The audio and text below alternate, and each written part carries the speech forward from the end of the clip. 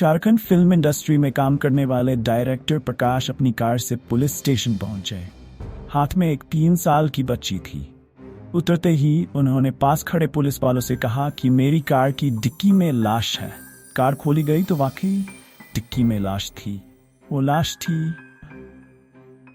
उन्मानी अभिनेत्री रिया कुमारी की, जिसे इंडस्ट्री में ईशा आलिया नाम से पहचान मिली थी। कपड़े बेतरतीब थे, शरीर पर खून हो खून था और लाश की हालत अस्त व्यस्त थी, मानो हड़बड़ी में लाश को कार में भर दिया गया हो। पुलिस ने तुरंत लाश स्ट्रेचर पर की और जांच में जुट गई। लाश को साथ लाने वाले डायरेक्टर पतिरोता बिलखता बस यहीं के हाथा की लुटेरों ने मेरी पत्नी को मार दिया। हाथ में पकड़ी एक 3 साल की बच्ची कुछ समझ नहीं पा रही थी। जांच शुरू करते ही पुलिस के सामने कई सवाल थे। सवाल, अगर लुटेरों ने गोलियां चलाई तो पति और बच्ची को क्यों छोड़ दिया? अगर लुटेरे सिर्फ लूट कराना चाहते थे तो हत्या क्यों कर दी? सवाल ये भी कि क्या लूट जैसे कोई वारदात हुई भी या नहीं? इन सभी सवालों के जवाब और एक्ट्रेस ईशा आलिया की हत्या और साजिश की कहानी जानिए आज के इस क्राइम से क्राइम तक इन एपिसोड में। है दोस्तों, मैं हूँ मिस्टीरियस डिटेक्टिव और स्वागत करता हूँ आज की एक नई वीडियो में। रिया कुमारी झारखंड की मशहूर, उन्होंने गोरी, दे दे, माँ दर्शन, फूलों बहारों में, रूपा सजा लेंगे, नशा चोर प्यार का और मान, शेरो बाली जैसी कई नागपुरी फिल्मों में काम किया, जिससे उन्हें काफ़ी पॉपुलैरिटी मिली थी। उनका अपना एक यूट्यूब चैनल भी था जिसमें लाखों सब्सक्राइब थे। इंडस्ट्री में काम करते हुए उनकी मुलाकात डायरेक्टर प्रकाश अलबेला से हुई। प्रकाश के लिए उन्होंने कई म्यूजिक वीडियो में काम किया। साथ समय बिताते हुए वह एक दूसरे को पसंद करने लगे, जबकि प्रकाश पहले से ही शादीशुदा थे। जब प्रकाश की पहली पत्नी से रिश्ते बिगड़ने लगे तो उन्होंने रीता कुमारी से शादी कर ली। शादी के बाद उनकी एक बेटी हुई। तीनों रांची के हजारीबाग इलाके में रहकर थे। शादी के बाद भी रिया कुमारी ने फिल्मों में काम करना जारी रखा। दिसंबर 2020 में उन्हें एक फिल्म में काम मिला था। फिल्म का प्रोड्यूसर कोलकाता में रहता था। उसके कहने पर रीता कॉस्ट्यूम लेने में एचट की दरमियानी रात वह कोलकाता के लिए रवाना हुई थी, लेकिन अफसोस कि वो ये सफर पूरा कर सकी और रास्ते में ही यू का कत्ल हो गया। जांच के लिए सबसे पहले पति प्रकाश अलबेला का बयान लिया गया। प्रकाश के बयान के अनुसार वो करीब 10 बजे रांची हावड़ा हाईवे के बगनाहन से पेशाब के लिए वह सुनसान जगह देखकर रुके, लेकिन उनके कार से उतरते ही हथियार से लैस बदमाश वहां पहुंच गए।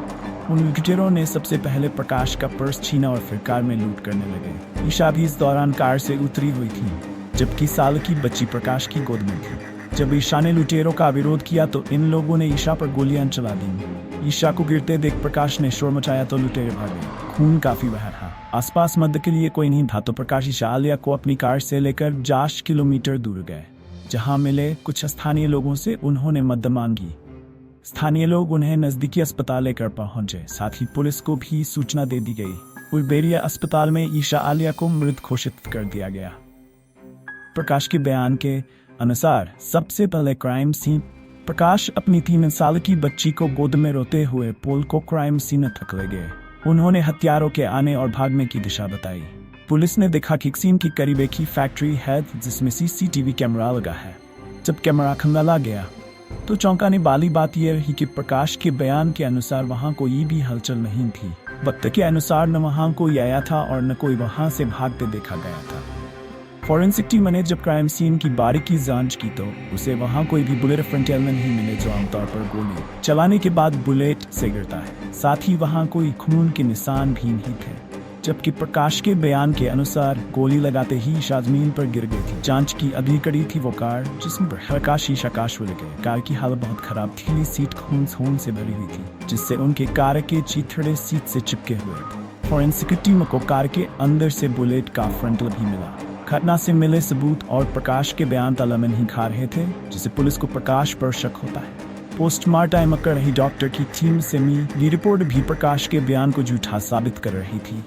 प्रकाश ने कहा कि मुठभेड़ में लुटेरों ने ईशा को गोली मारी, लेकिन ईशा की पॉइंट ब्लैक रेंज से गोली लगी थी, जो मार्ग को चीरते हुए दूसरी कनपट्टी के ऊपर से निकल गई थी।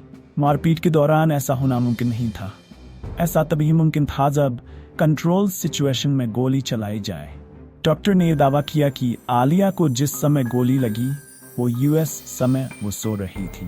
तीसरी शक की वजह थी प्रकाश का यह दावा करना कि उसे क्राइम सीन से 1 किलोमीटर दूर मदद मिली। जबकि जहां गोलियां चली थीं वहां से महज 6 मीटर की दूरी पर पुलिस की चेक पोस्ट थी, जहां सुबह पुलिस मौजूद थी। ईशा की मौत को महज एक दिन ही हुआ था कि उनके परिजनों ने प्रकाश पर बेटी की हत्या का आरोप लगाते हुए शिकायत दर्ज कराई। शिकायत में परिवार ने कहा कि प्रकाश अक्सर ईशा के साथ मारपीट करता था। ये सबूत प्रकाश की गिरफ्तारी के लिए काफी थे। पुलिस ने प्रकाश को गिरफ्तार कर लिया। तो तारीख कहता रहा कि मैंने अपनी पत्नी को नहीं मारा।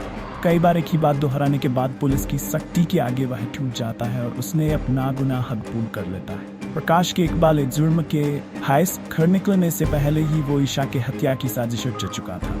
कुछ दिनों पहले वो फेसबुक के द्वारा मोहित कुमार के संपर्क में आता है। दोनों की सोशल मीडिया पर दोस्ती बढ़ी और इसी दोस्ती के खातिर मोहित कुमार ने हथियार मुहैया कराए थे। इस कत्ल में प्रकाश का भाई संदीप भी शामिल था, जिसने साथ मिलकर कत्ल की कहानी रची।